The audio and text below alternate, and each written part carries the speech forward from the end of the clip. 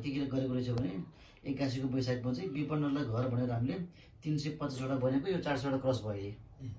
निःशुल्क एम्बुलेन्स सेवा छ हाम्रो, 2 वटा एम्बुलेन्स हामी खरिद गरेका छौँ। अर्को भोकालाई खाद्यान्न भनेको अघि मैले जोडेँ, घरमा खाद्यान्न नहुनेहरूको घर घरमा खाद्यान्न पुग्छ। निःशुल्क रगतको व्यवस्था गरेको छ।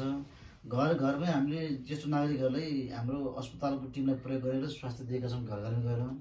अनि निःशुल्क शिक्षा चाहिँ हाम्रो 11 र 12 मा पनि फ्री हुन्छ, किनकि म यहाँ भक्तपुर बसेर 11 12 पढेको, मङ्गलतिर पढेको 11 12 पनि। 11 12 मा शुद्ध साइन्सको पनि एउटा हामीले फ्याकल्टी राखेका छौँ, त्यो पनि राप्तीमा निःशुल्क छ। स्वास्थ्य बिमा हामीले गर्छौँ। अझै नयाँ कुरो के छ भने हरेक दिन कसैको न कसैको जन्मदिन पर्छ, त्यो जन्मदिनको दिन चाहिँ उसले आफ्नो बर्थडे हो भनेर चाहिँ अस्पताल गयो भने एउटा फर्म भर्यो भने उसको त्यहाँ निःशुल्क होलबडी भन्छौँ नि हामीले, 12-15 हजार लाग्नेको त्यो टेस्ट पनि हामीले निःशुल्क गरेका छौँ। अर्को पशु पक्षी र कृषिको सेवा चाहिँ हामीले हरेक ओडामा पुऱ्याउने हिसाबले अहिले चाहिँ हामीले 4 वटा ओडामा स्थापना गरेका छौँ।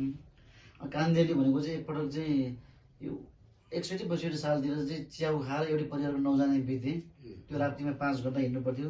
हजुरले नै भनिदिनु भयो त्यहाँ मन्त्रालयमा हामीले मन्त्रीज्यू हुनुभएको बेलामा स्वास्थ्य केन्द्र बनाएका छौँ। अनि अर्को चाहिँ एकदम उपलब्धि चाहिँ हामीले जनतासँगै मेल भनेको चाहिँ विभिन्न गुनासो लिने, सुझाव लिने, सङ्कलन गर्ने कार्यक्रम गरेका छौँ। डिजिटल राप्ती हामीले जोडेका छौँ।